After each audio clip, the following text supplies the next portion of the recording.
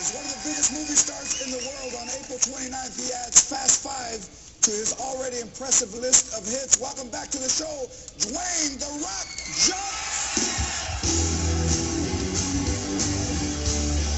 The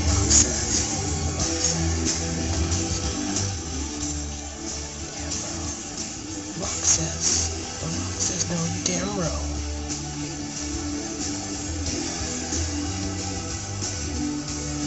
No, you damn wrong.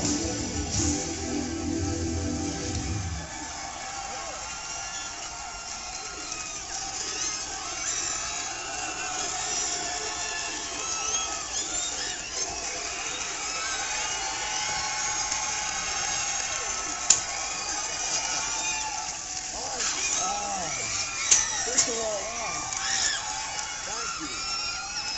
I'm as happy as they are that you're back. I love seeing you. Thank you. So I know that last time you were here, you were going to Detroit for Thanksgiving to be part of the football game. I know that you started in football. I know you're passionate about football. Is a lockout, will we have football next year, in your opinion? I hope we have football next year. I feel we will. For a couple of reasons. I think, well, first of all, the big challenge right now is the fact that with this situation, the truth is both sides need each other. Both sides need each other. The owners need the players need the owners. The players want to, aside from making money, they want to achieve greatness, and the owners provide that platform for them. So, at the end of the day, I believe we're going to see, and plus I love the fact that they were forcing the mediation. Government says, hey, you're going to bring your asset to the table, you're going to sit down, you're going to work it out. And you're not going to leave until we work it out. So I have a good feeling about it, and plus I have faith. I'd like to see it happen. Plus, as a fan of football, come on, we can't do that. And we need a place to drink in public on Sundays and be all right. But a lot of the players, they think it's going to last forever. I think they kind of live above their means. Sure. No, I wouldn't disagree with you. There's a lot of players like that. But you'll find that, too, anyway, in any walk of life, and anywhere you'll find people who will live beyond their means. But at the end of the day, I don't think we can't ever take away from the fact that, of course, there are players that live above their means, that could do it smarter. But at the end of the day, these players, the majority of these players, are just driven to achieve greatness beyond money. And I think, when that is when that's a goal and that's the intention, then a lot of times, you would think that they'd put themselves in a position where they would themselves. Yeah, and protect You're themselves. talking about not buying the Bentley, but getting a Chrysler 300 and putting a B on the front. I get it. I understand. We're all the same. Come on. Got it. In the dark, they all look the same. Now, I love this. You played for a team that wasn't professional, but had a higher profile than any professional team at that time. Where did you play college? I played at the greatest university ever, University of Miami, the Hurricanes. The Hurricanes. But the Hurricanes back then, we were bad. They were thugs. They were like the Raiders of the 70s. Thugs. We were bad. Intimidators. And you guys were in college. We were bad. We intimidated, we dominated, but we took a lot of pride in that. We took a lot of pride in trailblazing and how the game was played back at that time. We would intimidate teams, and we would want to dominate teams. But also, too, we also had the thought process that a team was never going to outwork us. We were going to be the hardest working team in the country. And check this out. What we would do, for example, so we had a big game against Florida State. So we would go into their Doak Campbell Stadium, and instead of going through your general practice, what we would do is we would do things a little bit different just to intimidate them. So as a team, we would kind of all line up. We're in their stadium. You got their staff. You got some players watching us. Instead of going through our plays, we would just start to give cadence calls. So, for example, the whole team, we would say things like, let it go, baby. It's cable.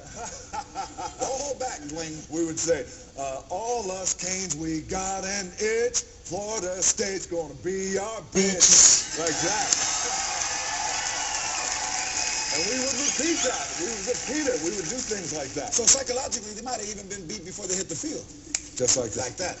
You got me in a hypno trance. Now, did you even have a major in college? What was it? It didn't even sound like, did you go to class? Yeah, I went to class on Monday. Monday was class day. Tuesday through Friday wasn't closed. No. I did. I studied criminology, and originally I wanted to work for the Secret Service or the FBI. I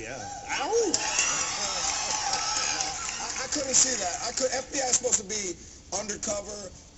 As fine as you are, there's some. There'll be some guys trading. They go, "Why is that fine ass dude looking at us?" I think I got him. Here's what I love. I love, because I know you're coming back to wrestling. I love that you're doing that. Seriously, I love it. Because you. Hold on.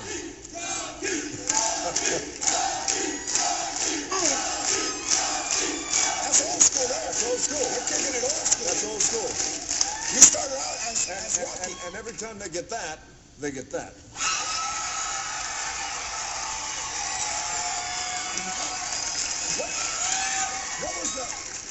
What was the thinking behind going back to wrestling?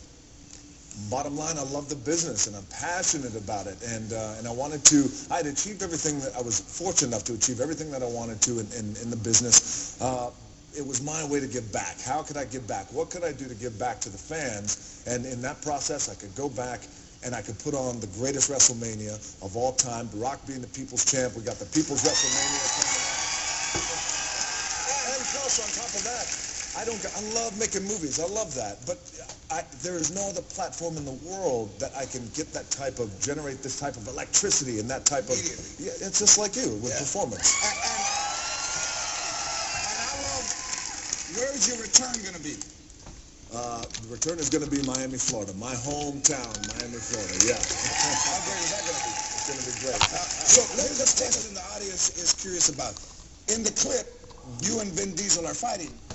Who would win if you guys ever had to throw down? Oh, shit. Oh, no. Dwayne, it's 420, and that music can only mean one thing.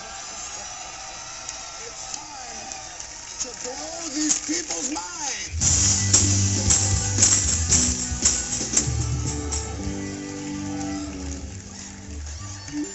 And because we don't condone drug use, we're going to blow these people's minds with knowledge. Freaky knowledge. You see? You said that. You already started to blow my mind. Fact. There wasn't a single pony in the Pony Express, just horses. Also, there's no pandas in Panda Express, just horses. 20% of people aren't able to see 3D movies because of lazy eye muscles. And 100% of my garage isn't going to get organized due to my lazy Dwayne muscles.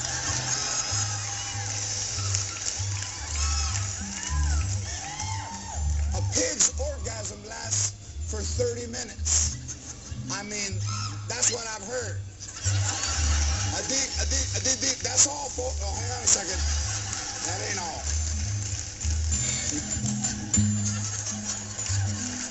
American Airlines saved $40,000 by eliminating one olive from each salad served.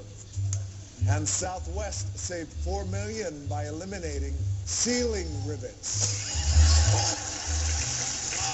That blew my mind so hard, my mind ate a sandwich and then fell asleep, took a nap. Every time Beethoven sat down to write music, he poured ice water over his head. You don't want to know about R. Kelly's creative process. Sucio.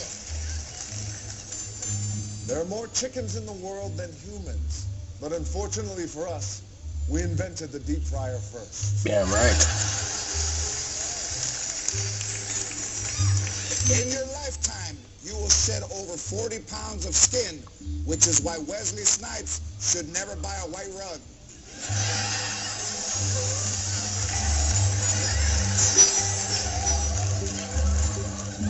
That not only blew my mind, it bitch slapped my mind's ass with a car antenna. Your appendix is basically useless. So what you're trying to say, Dwayne, is the Lakers are the heart and the appendix is the Clippers.